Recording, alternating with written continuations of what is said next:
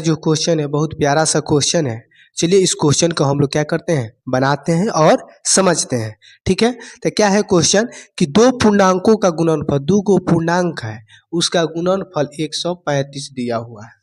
दो गो गुणनफल है यानी दो गो संख्या जिसको गुणा करने पर 135 प्राप्त होता है। यदि उनमें से एक पूर्णांक -9 है तो दूसरी पूर्णांक क्या करेंगे।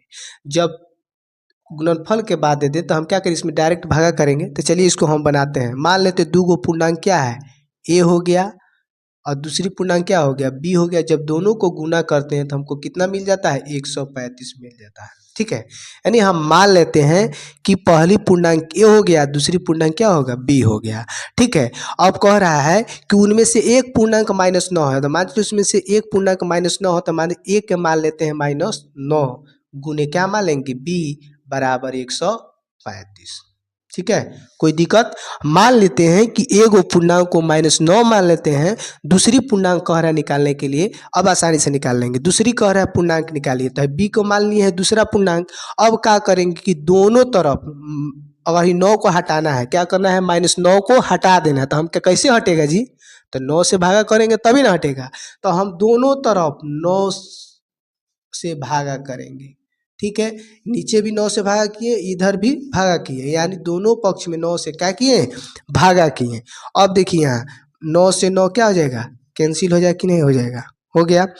ठीक है, अब क्या करेंगे, यहाँ देखेंगे 9 है तो 9 एकम 9, तो 13 में से 9 जाएगा तो 4 बचेगा, ऊपर से उतारेंगे 5 तो 9 बचे 45, यानी यहाँ भी कट जाएगा। अब देखिए यहाँ -b आ गया, -b बराबर +15 हो जाएगा।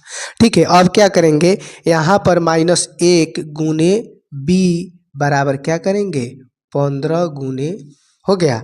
यानी 1 -1 को इसमें से क्या किए हैं, कॉमन निकालनी है। अब देखिए अब -1 को हटाना है, इसको भी हम क्या कर लेंगे, हटाएंगे। तो हम क्या करेंगे, दोनों तरफ क्या करेंगे, दोनों तरफ -1 से क्या करेंगे, गुना कर देंगे।